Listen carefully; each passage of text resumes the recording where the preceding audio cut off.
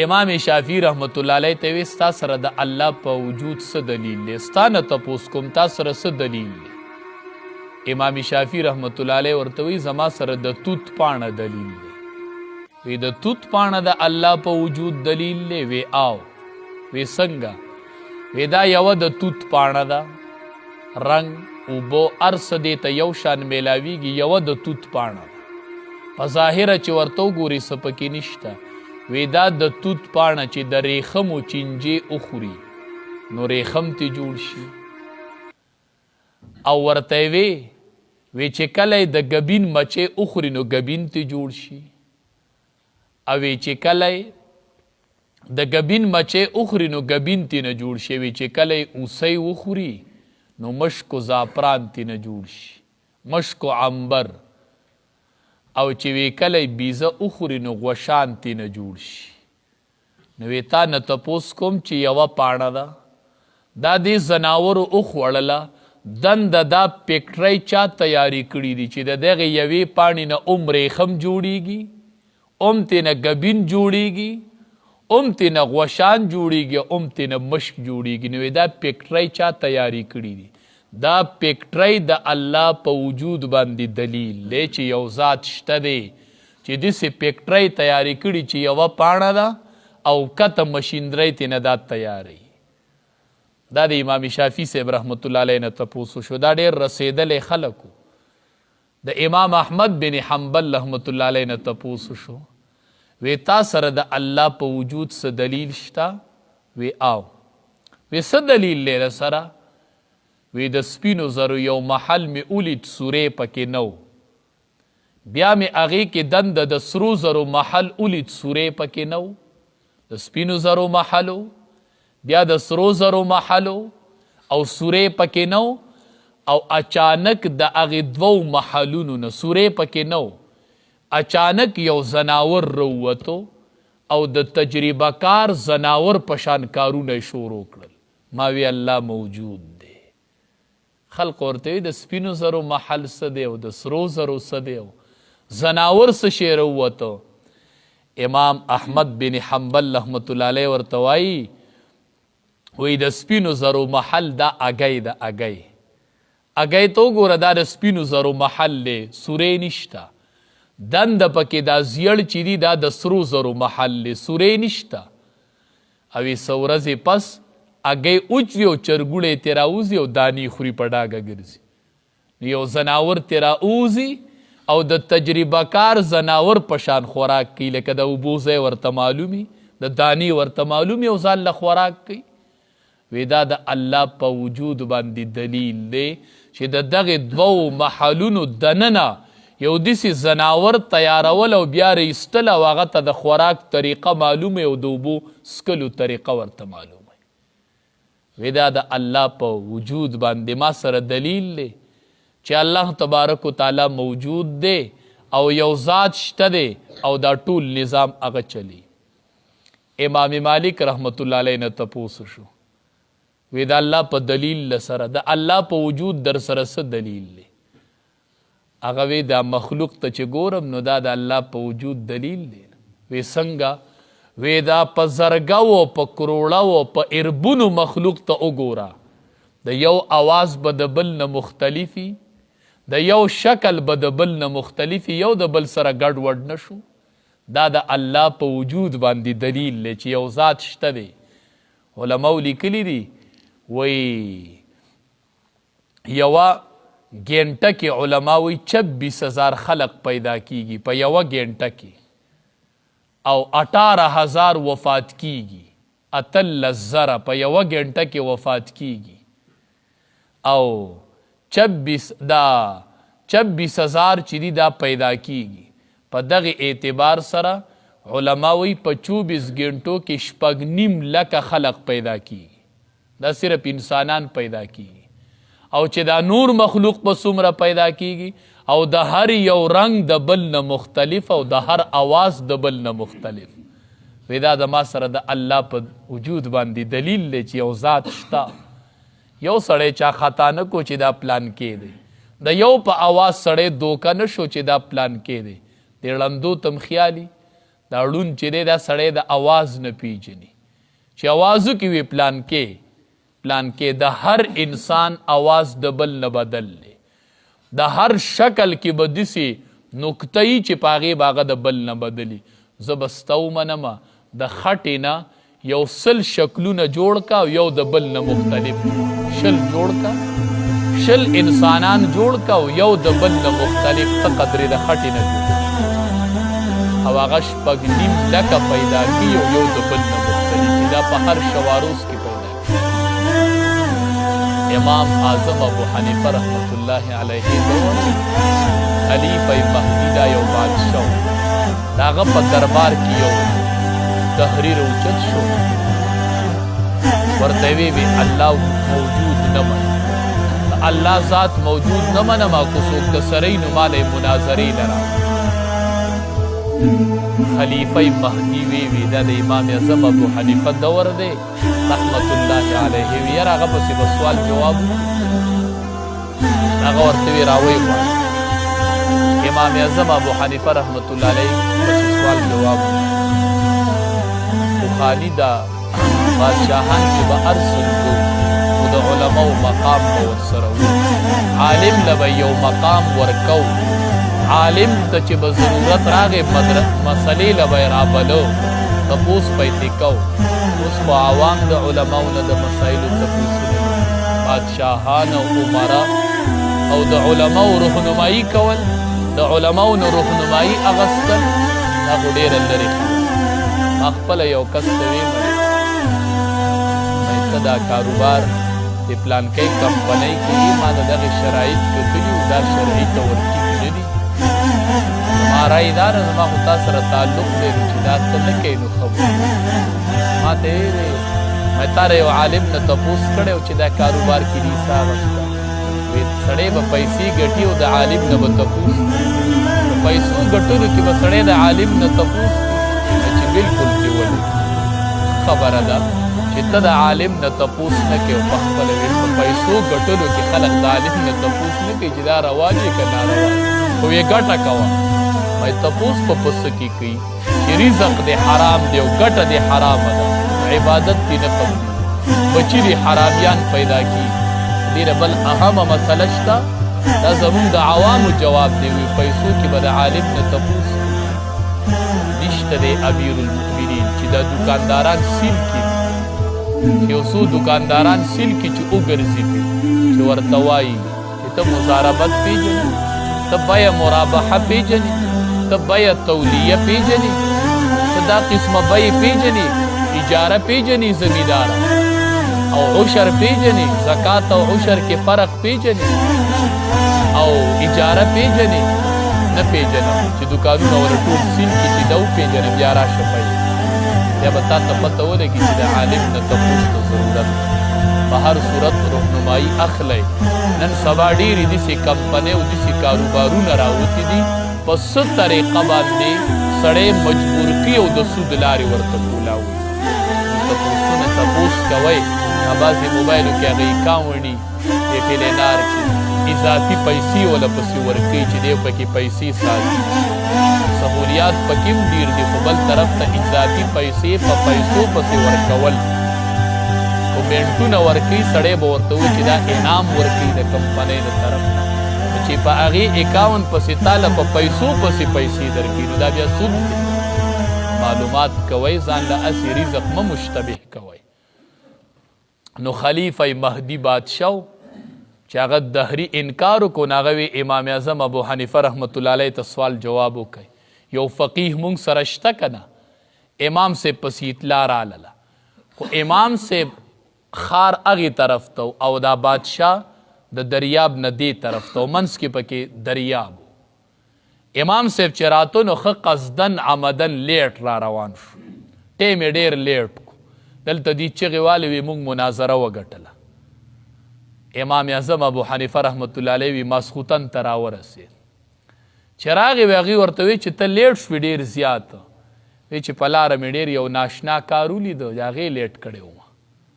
وی هغې دهري ورته وی چې څه ناشنا کار و امام صاحب هغه ته متوجه شو ورته وی چې د دریاب غاړې ته رالم نو کشتۍ نه وه چې راپورې وتې وې پکې نو وی ناسومه کتل مې وی تختې راللې د یو بل سره ولګېدې میخونه پې په خپله ووال شو سکونه میخونه پې وال کېدو تختې د یو بل سره کلکېدې او یې کشتۍ تې جوړه شوله جوما ته ودرېدله جو زه ورته وختلم او ملاح پکې نه و ډېرور او زه دې ځای ته راوړم زه کوږ شوم او بیا لاړه وی دې خبرې ته ډېر فکر وړی یم دا سوچ مې په دې کو هغه دهري ورته وی وی دې کې ځان له وخت مه خرابوه دا خو صریح ښکاره دروغ دي دا خبره خو ته مکمل دروغ که امام صاحب ورته ولې وی دا کیدی شي چې کشتۍ دې را روانې او ډېرور دي پکې نه وي تختې دې کلکېږي او ترکاڼ دي نه وي امام صاحب ورته دا نشي کېدی وی نه نو چې وی یوه کشتۍ بغیر د ډېرور نه نشي چلیدی وی دا دومره نظام بغیر د یو ذات نه چلیدی شي دهري په ځای باندې چپ حیرانه پاتې شو مناظرت یې امام اعظم ابو حنیفه رحمت الله علیه وګټله وی ته څنګه د الله وجود نه منې دا نه منې چې یوه کشتۍ بې ډېروره راشي او دا نظام منې چې دا نظام څنګه چلیږي نور څنګه په ټیم راخیږي څنګه په ټیم پریوځي شپه څنګه په ټیم راځي څنګه په ټیم ځي نو دا نظام به بغیر د یو ذات نه وچلیږي وی نه نو وی الله موجود ومنه چې یو ذات موجود شته دی چې دا نظام چلی ان الله فالق الحب والنوى بیشک الله چون کې د دانې دی والنوى او د زړی دی دا د قدرت نښې دي یخرج الحی من المیت روباسی ژوندې د مړي نه روباسی ژوندې د مړي نه څنګه انسان د نطفې نه پیدا کی نو دا نطفه چې دا بېساسیز دی مړی دی او الله تینه روباسي ژوندې انسان روباسي ژوندې د مړي نه بله ترجمه روباسي مشرک د روباسي مسلمان من المیت د مړي نه مسلمان ژوندې دی مشرک مړ دی نو ډېر کره ته مشرکي او الله موحد مسلمان بچې ورکی نو روباسي ژوندې مسلمان من المیت د مشرکنا یا یخرج الحی روباسي عالم من المیت د جاهلنا سړی جاهلی او بچې الله عالم ورکی نو دا د الله قدرت دی نو ومخرج المیت من الحی او روباسي مړې د ژوندینا اگئی روباسي د ژوندینا چرګه ژوندی ده نو د ژوندینا بېساسیز روباسي چې اگئی ده او مخرج المیت من الحی روباسي مړې د ژوندینا د انسان نه نطفه روباسي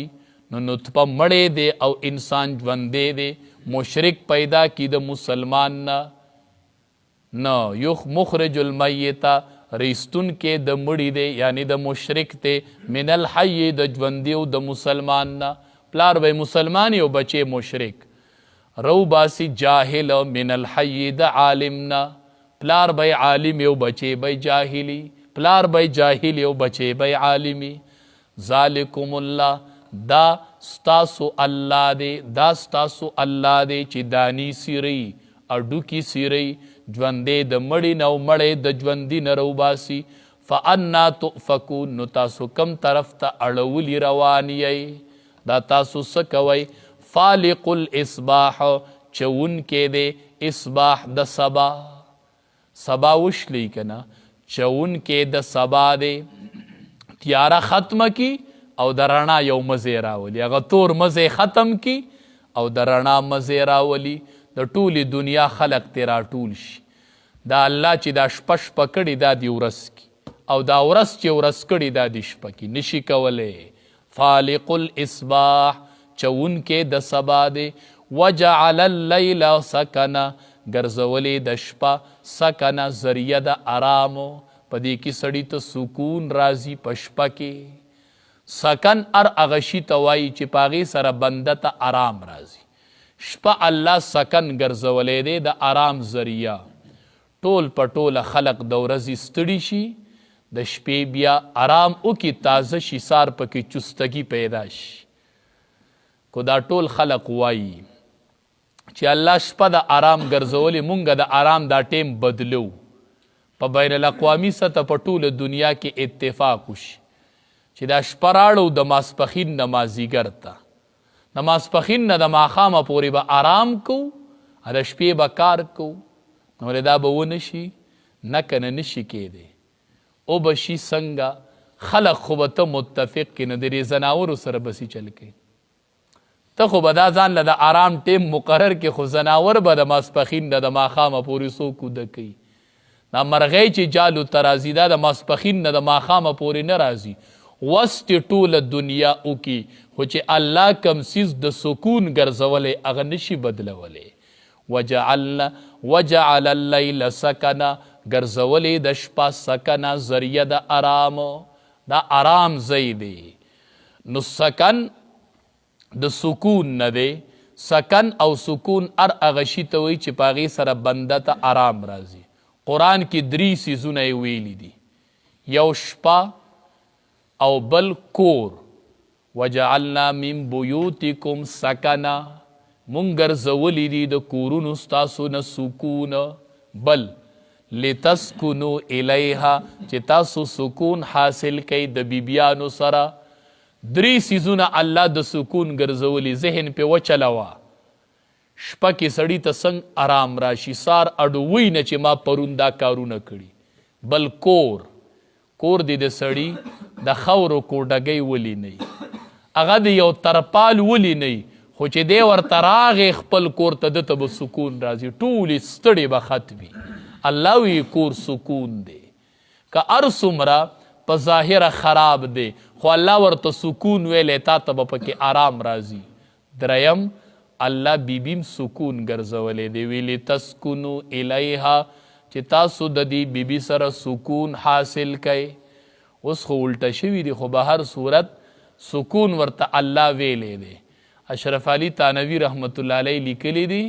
وی چې کلم سړي ته په زنانه کې سکون نه میلاوید واده کړی دی او ده ته سکون نه میلاوید اشرف علي تانوي رحمت الله علیه وی دی ځان له د بلې ښځې تالاش وکړي اگر چې زنانه به پې غوسه کېږي خدا اشرف علي تانوي رحمت الله علیه لیکلی دی وایي چې ده ته سکون رانغی دی د ځان له د بلې ښځې تالاش وکړي د ښځې مقصد پوره نه شو د ښځې مقصد خدا دی لتسکنو الیها چې دی به په بار زری زری شوي ده به نوکرۍ کړي ده به تجارت کړی ده به معاملې لړو کړي خلقو له نو چې کور ته راشي لتسکنو الیها هغه هر څه به تیر شي او سکون به ورته راشي الله ورته سکون ویلی دی نو چې هغه لا کور ته راننوتی نه دا ورته ټول کور حالات په وره کې بیان کړي نه یې بوټان ایستلي دي نه یې اودس کړی دی نه یې آرام کړی دی نه یې ډوډۍ خوړلې ده او نه یې چای څښلې ده او دا پې اټې کوکي چې نن داسې داسې کارونه شوي دا سکون شو دا هغه هر څه دې وران کړل دا د زنانو بد عادت دی چې داسې کوي داسې مه کوئ کور ته راشي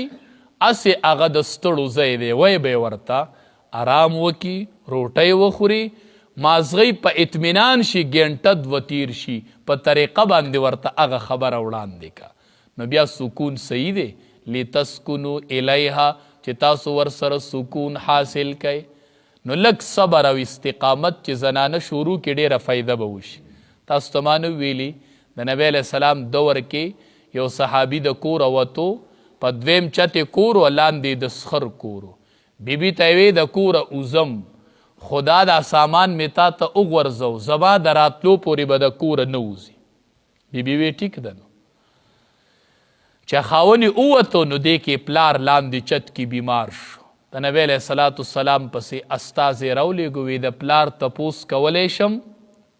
خاون منع کړی وم نبی علیه السلام وی چې خاون منع کړی وي زه اجازت نشم درکولی وی ټیک ته نه به ځم نو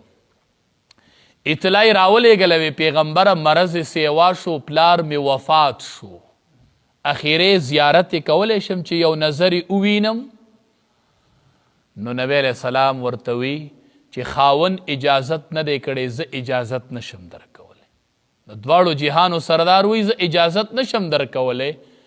هغه ورته وایي چې ته اجازت نه کوې بس زما صبر دی پلار خلکو خخ کو لوري پلار ونه لیده چې لاندې چت کې کورو نبی علیه السلام استازی ولیږو وی ورشه دی بیبي ته ووایه چې ستا د صبر په وجه الله ستا د پلار بخنه وکړله. دا صبر دی که نه، نو د دې ته لا مړ وی هغه وله قبر لځي او د خاوند نه تپوس نه کوي. نو مقبرې ته چې ځي د پلار قبر له خاوند نه چېرته تپوس کړی، په دغې کې تپوس نه کوي. زنانه ځي سله مقبرې ته، څه چل کوي دا په مقبره کې چې دا په لاره اوزي. النساء حبائل الشیطان، دا خو د شیطان جالونه دي، په دې خو شیطان خلق راټینګوي. نو مقبرې ته زنانه ځي سله، دعا ورته د کوره کوه او صبر استقامت کوه، تاله دا پیدا منه. دا چا راوستی دي؟ دا د ښځو رسمونه دي چې د ښځې عدت پوره شي نو دا به لومبې د خاوند قبر لځي، ځکه چې نن عدت پوره شوی. دا مسله قرآن کی احادیثو کی تاسو کم ځای لیدي ده؟ دا ټول د ځان نه اسې مسلې جوړول. زنانه د پاره دا حکم دی چې مونځ به د غولي په ځای په برنډه کې کوي، د برنډې په ځای به یې په کوټه کې کوي، د کوټې په ځای به یې په کوډګۍ کې کوي، په کوډګۍ کې. زنانه د مونځ د کمرې په ګوټ کې کوي، په ګوټ کې حدیث مبارک کې راځي. زنانه د پاره دا حکم دی. نو زنانه د صبر او د استقامت کومو خبرو باندې چې نارینه زنانه وخلی شي، یوه پکې دام ده چې هغه د اجازت نه بغیر وځي د کوره. په دې خبره یې که خاون وی نو اجازت شته، ولې زما د اجازت نه بغیر د کوره وتلی وي؟ مونځ پرېدي ډبولی شي، ولې دې مونځ پرېښو دی؟ هغه یې په مونځ وی، مونځ یې تپوس هم نه دی کړی چې ته مونځ کوې که نه کوې. به هر صورت درې شیزونه الله د سکون ګرځولی دی، یو کور، یوه بیبي او یوه شپه. ځان له پې سوچو که دا ښه د سکون دي. وجعل اللیل سکنه، ګرځولې د شپه ذریعه د سکون، والشمس او نور، والقمر او سپوږمۍ، حسبانا ذریعه د حسابو. په دې خلق حساب نه کوي، دا خو اوس ګړی راووتلې. مشرانو نه تپوس وکړه، په نور به یې حساب کو، اوس هم شمس